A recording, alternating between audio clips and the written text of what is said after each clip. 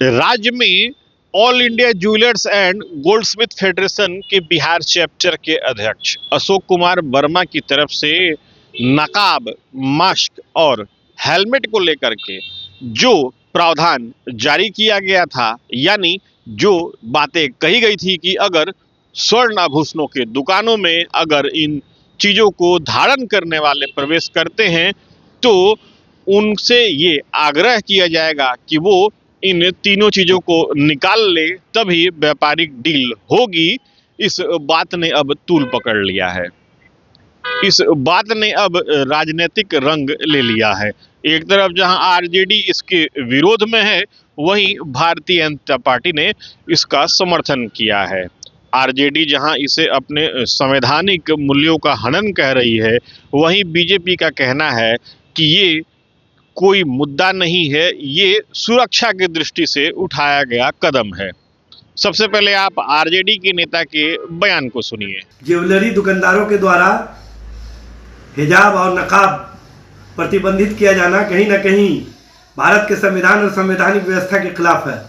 भारत के संविधान में सभी धर्म के लोगों को धार्मिक आज़ादी मिली हुई है कि वो अपने धार्मिक परंपरा के अनुसार वेशभूषा और पोशाक धारण कर सकते हैं, और उसी अंतर्गत मुस्लिम वर्ग की महिलाएं हिजाब और नकाब पहनती है। लेकिन इसको जिस तरह से परसेप्शन बना करके, जिस तरह से माहौल खड़ा करके, जिस तरह से इसको सुरक्षा और सुरक्षा मानक के तहत प्रतिबंधित किए जाने की बात की जा रही है, ये कहीं से उचित नहीं है और कहीं ना कहीं धर्म की आज़ादी और भारत की जो संवैधानिक व्यवस्था है उसके परंपरा के खिलाफ है, उसके संवैधानिक व्यवस्था के खिलाफ है। और इस तरह की बातें करके कहीं ना कहीं किसी धर्म की भावना को भी आहत किया जा रहा है। इस तरह की धार्मिक भावनाओं को आहत करने वाली कार्रवाई, इस तरह से धार्मिक क्रियाक्रम को रोकने वाली कार्रवाई कहीं से उचित नहीं है। इस संबंध में ज्वेलरी दुकानदार को इस पर विचार करना चाहिए, क्योंकि भाजपा और आरएसएस का एजेंडा यही है कि किसी तरह से जो भारत के संविधान में बाबा साहब डॉक्टर भीमराव अंबेडकर ने आज़ादी दी है उसको छीन लिया जाए। तो आपने सुना किस तरीके से आरजेडी के नेता अपनी बातों को रख रहे हैं, वहीं बीजेपी का क्या कहना है, आप बीजेपी के नेता के बयान को भी सुनिए। सराफा दुकानदारों ने यह निर्णय किया है कि बुर्का अथवा हिजाब अथवा हेलमेट पहनकर कोई भी आदमी दुकान में जाएंगे तो उन्हें एंट्री नहीं मिलेगी। यह किसी धर्म विशेष के खिलाफ ये कोई अभियान नहीं है। दरअसल सोने चांदी की कीमतों में भारी उछाल आ रहा है और लगातार चोरी की घटनाएं भी इन दिनों बढ़ रही हैं। इसलिए किसी भी तरह से महिला हो अथवा पुरुष हो, चेहरा ढक करके कोई जाएंगे उनको वहाँ एंट्री नहीं मिलेगी। इसका मकसद ये है, और विपक्ष से मेरी अपील है कि इसे वो सांप्रदायिक रंग देने का प्रयास न करे। ये किसी धार्मिक भावना को आहत करने के लिए नहीं, बल्कि सुरक्षा कारणों से उठाया गया कदम है। तो आपने सुना किस तरीके से आरजेडी और बीजेपी अपने अपने तरीके से इस बात को पेश कर रही है, लेकिन अशोक कुमार वर्मा का क्या कहना है आप उसे भी जानिए। अशोक कुमार वर्मा बता रहे हैं कि हाल के दिनों में देश के दूसरे राज्यों में किस तरीके से घटनाएं घटी हैं और घटना करने वाले किस वेशभूषा में थे।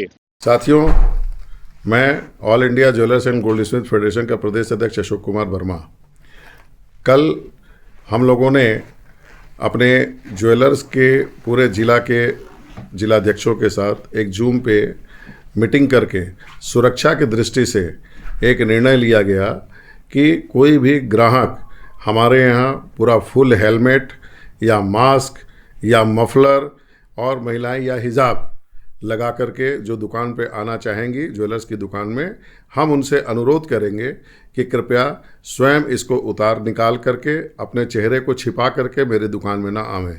ऐसा निर्णय इसलिए लिया गया है कि अभी कुछ दिन पहले बॉम्बे में, महाराष्ट्र में 4 बुर्का पहन करके अपराधी दुकान में गए और उनके यहाँ डकैती डाली और दुकानदार की हत्या कर दी। ये निर्णय झांसी जिले में भी ले लिया गया है और राजस्थान के जोधपुर में भी लिया गया है। उसी अपने सुरक्षा दृष्टि को देखते हुए हम लोगों ने अपने सारे ज्वेलर्स भाइयों से अनुरोध किया है कि अपने आने वाले ग्राहकों के लिए आप इस तरह का एक स्टिकर भी लगावें, जो बहुत ही आजकल में लग जाएगा। और हम अपने जान माल की सुरक्षा के लिए ऐसा किए हैं। बहरहाल अब इस बात को लेकर के काफी चर्चा है और इस मुद्दे ने अब सुरक्षा के बदले राजनीतिक रंग ले लिया है। Sujit Kumar, TV9 digital, Patna.